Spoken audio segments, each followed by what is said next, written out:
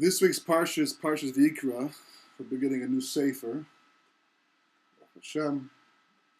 And last week we spoke about the first pasuk for this week's Parsha, how it alludes to the unity that Yaakov Avinu tried to create with his family, the Jewish people, and the world itself. The world was not yet ready for that, so the first pasuk after the first words, Vayikra El Moshe, the last 25 letters, the 25 letters that Yaakov wanted to establish by saying the words Baruch Shem Kavod Malchuso Le'olam V'ed, blessed be the name of his glorious kingdom forever. But he realized by the very fact he lost the Nevuah, speaking about Achros Yamim, the end of days, that was an indication that the Shvatim had not yet rectified everything about their perception of Hashgacha Pratis, and therefore there was a certain unity lacking between the Jewish people and Hashem, and therefore amongst the Jewish people themselves, because the Achdus, the unity of the Jewish people, is dependent upon the unity between Klal Yisrael and Hashem. And the Mishkan made up for that. The freedom of Pesach comes about as well. It's all tied to the same idea. And it all comes down to the one little os, one little letter at the beginning of this week's Parsha, which I've spoken about before in the past, but it's so central and it's so tied to the whole Pesach message that it's worth focusing on now, especially as it is in fact the Parsha itself that brings it out. In fact, if you look inside the Sefer Torah, you will see in the word Vayikra, and he called him, and there are a few letters like this in the Sefer Torah itself. Some are bigger, some are larger.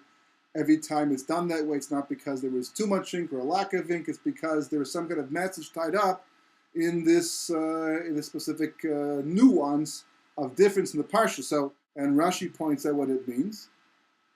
So he first explains Vayikra El Moshe, L'kol Dibros, L'chol Amiros, L'chol Tzivuyim Kadma Kriya Lashon Chiba. Right. So before Kosh Baruch Hu spoke to Moshe Rabbeinu, any type of speaking, any type of commandment, they calling to him, it was preceded by a calling, which is Lashon Chiba. It's a way of showing affection. I showed a desire of HaKadosh Baruch Hu to connect up with the Jewish people, specifically Moshe Rabbeinu, right? It's Lashon Shemalachi Sharis Mishtamashim. It's also what the angels themselves, the ministering angels in Shemayim, they also do it. As the session of Mar V'Kara Zel Zeh, they call to each other, right? V'Yikra V'Kara, that they call. Lashon of calling of getting a person's attention and drawing them towards you. Aval L'Nevi'ei Ha'umas Akum. But with respect to the prophets of the nations of the world, Nigla Alehem B'Lashon Arai. HaKadosh Baruch Hu only spoke to them, came to them, B'Lashon Arai, meaning with a language that emphasized the fact it was a temporary thing. There was a lack of chiba, a lack of connection, a lack of desire to connect up over here. There's another all-important reason why Hashem would do this, but it was not a B'Lashon Tumah, and an impure language as well. Shenamar, as it says by Bilam, Yikar Elohim El Bilam. That Bilam chanced, or Hashem chanced upon Bilam. He came to the Mikra, as if it was just a temporary thing with no specific announcement, no hazmana, no setting up, right? As opposed to Moshe Rabbeinu, who was online with the Kodesh Baruch Hu 24/7 the entire time, to such an extent he had to move out of his tent and no longer be with his wife because Hashem was always calling on him, and therefore he had to always remain in a state of purity and readiness the entire time. So this small little aleph transforms the word Vayikar from the word Mikra, which means chance, which means like, as it says in Parashat Vayikra, if you deal with me Bekeri, as if there's no real set relationship, and Piton, you come to me and you beg and you daven to me, and you ask for things, and other times you ignore me and you live kilu. There's no ongoing relationship. It's Lashon Bekeri, right? So the Mikra, Kosh Baruch Hu, it just chanced upon Bilam and just happened to show up, and Bilam had no idea. And that's what Bilam says, that maybe God will come speak to me, but maybe God will make contact with me. But Moshe Rabbeinu knew the entire time he could always speak to Kosh Baruch Hu. And the small little aleph, the first letter of the aleph base, transforms the word V'Yikar to V'Yikra.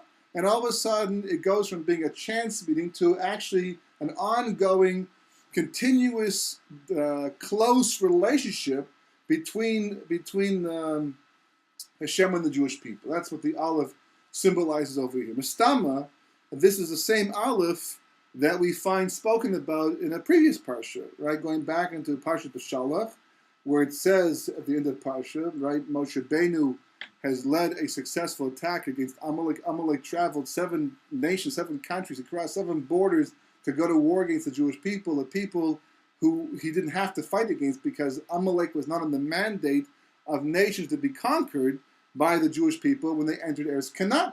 But Amalek exists to destroy the Jewish people, like Yamach Shmo, Hitler himself said, that where the Jewish people stand, I can't stand. And he understood that. Amalek understood that he cannot coexist with the Jewish people, so no matter where they are in the world, he has to destroy them and wipe them away. So, therefore, Yeshua was told to appoint an army, and he went to war against Amalek. And finally, after defeating Amalek, the pasuk of the Torah says, "V'yomer Hashem el Moshe." Hashem said to Moshe Rabbeinu, "K'sov zo zikaron b'sefer." Right, as a zikaron, there should be a memory of this written in the sefer, and here it's written in the sefer itself. Right, v'sim ba'aznei Yehoshua, and it should be placed into the ears of Yehoshua. Right, now tell him specifically. Ki macho emche es zecher Amalek, because I'm going to eradicate and erase completely the name of any mention of Amalek, any zecher, any memory of Amalek, mitachas shemayim, from below the Shema, right, on the entire world.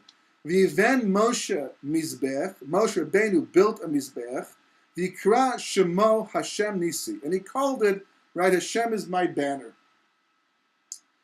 V'yomer, and he said, Ki yad al keis ka, because, right, the head is on the throne of God.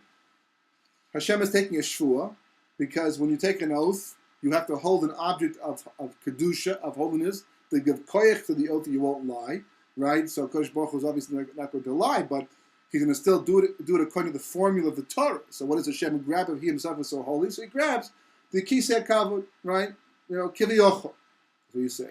Right? And why? What's the oath he's taking? Milchama la Hashem ba'amalek midor dor. That HaKadosh Baruch Hu is at war with Amalek for all the generations to come until the end of history. Right? And as we see over here, it says, Yad al keis ka, and Rashi points out, he says, Yadosh HaKadosh Baruch Hu hurma lishva. HaKadosh Baruch Hu raised his hand, kiviyochel, to take a shvua, bikiso, holding his, so to speak, his throne. L'yot lo milchama ve'eva b'Amalek, to say that it's a war and a hatred of Amalek only means forever. Umahu case, and here Rashi addresses the issue. What is this word case? It should be kisei, chof samach aleph, but it's written in Torah case. V'lo nemar kisei, right? It's not written kisei. Ve'af knows what's missing. The aleph. The aleph is missing, right? It's not here at all. Should be here. V'af Hashem mechalek lechatzav. Right, and likewise it says Ka, Yud K, as opposed to Yud K, Vav K. So half of the name, the Vav K, which corresponds to the dust, the number 11, which is the whole the equation of life book, right? It's all about this idea, 25 plus 11 equals 36, the Organuz. Right? So it says he takes an oath, the name is divided, right? Hashem Nishma Kodesh Baruch Hu, the Holy One, blessed is he. He takes an oath and says, She'ein Shemo Shalem, his name is not complete. The Yud Kevavke is not complete. The Ein Kiso Shalem, and his throne is not complete. Ad Shimchesh Shemo Shel Amalek Kulo. Right? Until Amalek is completely obliterated, HaKadosh Baruch Hu's throne is not complete, and his name is not complete. And it all comes down to this Aleph. The Aleph is what's missing. Take the Aleph, and it becomes Vayikra. Take the Aleph, and it becomes kisei akafa. So the aleph itself symbolizes the obliteration of Amalek, right here in this week's parsha, and the whole connection to this week's parsha of a karbanis. The idea of a korban is to bring a person close to Kodesh Baruch Hu. If a person brings a chatos, a sin offering, it's because they forgot Hashem, as the Gemara says, "Ein adam chayte el shenichta b'ruch shtus." A person is not doing a vera that he has to bring a korban ashem or chatos unless a spirit of insanity entered him. And that spirit of insanity is Amalek. It's Amalekian thinking. The gematria of Amalek is suffering, doubt, intellectual doubt. So as long as Amalek is around walking the face of the earth, meaning as long as there's a lack of intellectual clarity,